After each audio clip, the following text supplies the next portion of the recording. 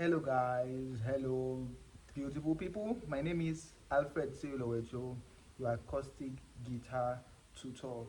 And today we will be talking about the acoustic guitar curriculum. What actually inspired me to come up with such curriculum is because of the confusion people ask as to what do I learn now after this, and so on and so forth. So I decided to arrange a systematic a curriculum that will help you. Like, if you don't learn this, you shouldn't be doing this, you shouldn't say you want to learn this and all of that. Um, so the aim of this curriculum is to give you an insight into some of the things you should be learning, or you will be learning. But of course, it doesn't necessarily mean that would like touch every single thing. But of course, most will touch most of it. This curriculum, you know, contains everything you need to become a great guitarist. Yeah. So I will be as fast as possible. I'm going to leave the curriculum in the description so that you would have it. You have it, no problem. You have it. So I'm going to leave the curriculum in the description for you. So the first is introduction, and what this introduction actually entails is you are supposed to know maybe so much about the acoustic guitar. If it means going to learn or read about the history of the guitar and so on and so forth, but that's not so important. But if you want to, you have in the introduction, that's when you have something like the history of the guitar, um, the introduction to the acoustic guitar, then how to become an excellent guitarist, some things that you should know beforehand.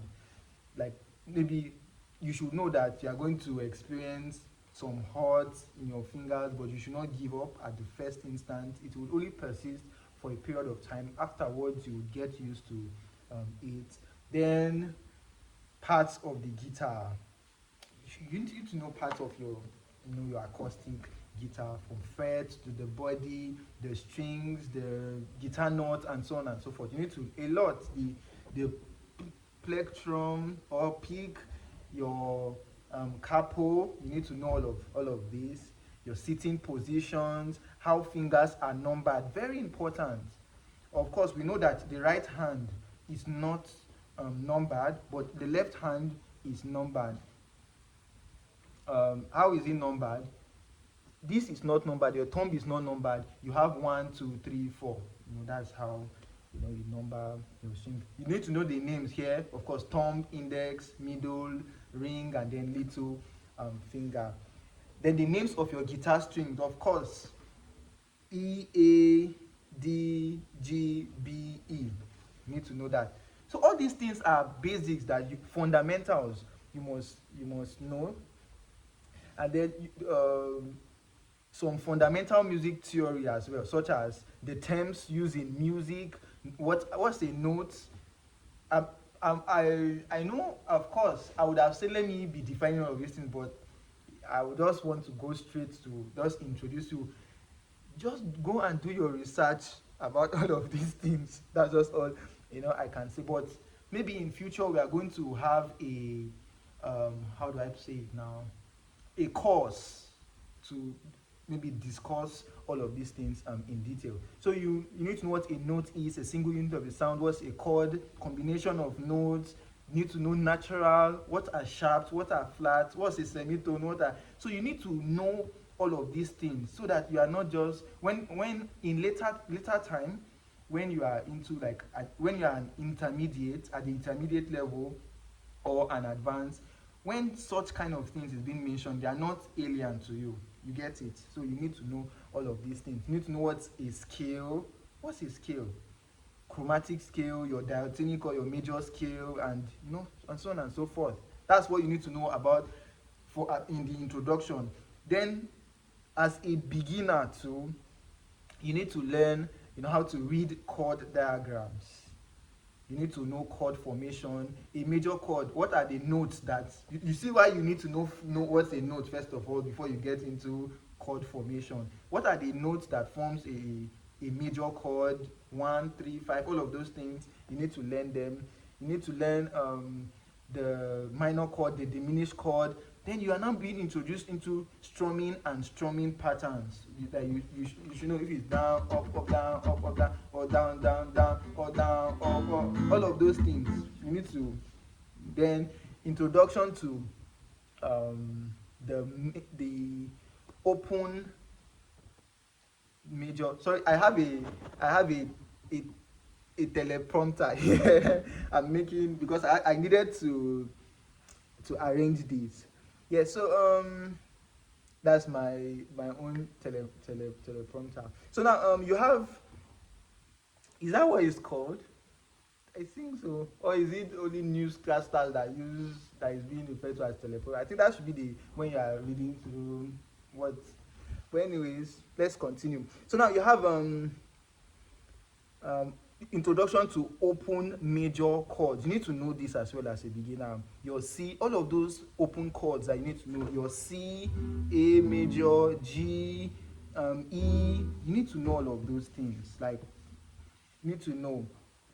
You need to know all of those things. I know you might be used to the is it traditional do re mi do and all of that, but beyond that you should also know the chords in terms of their alphabet. This is a C major chord, you know, and so this is C minor, this is this A major, this is G major, and it's called caged.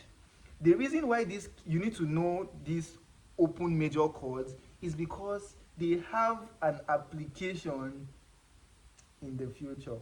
So you need to maybe we'll talk about it, but let's just see how this goes. Then you need to know some open minor chords: A minor chord, D minor, E minor.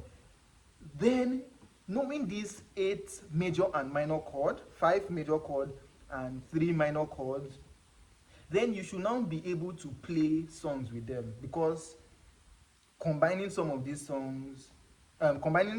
chords, you have a lot and a lot of songs, on this channel. We have seen them. It's the main reason why I try as much as possible to focus on the beginners and then help them to get used to songs with this set of chords. That's why always you hear me say something like, to keep things simple, let's just play it in the key of what? C. I could decide to play some of those songs in the original key. But anyways, let's just move with the speed of light.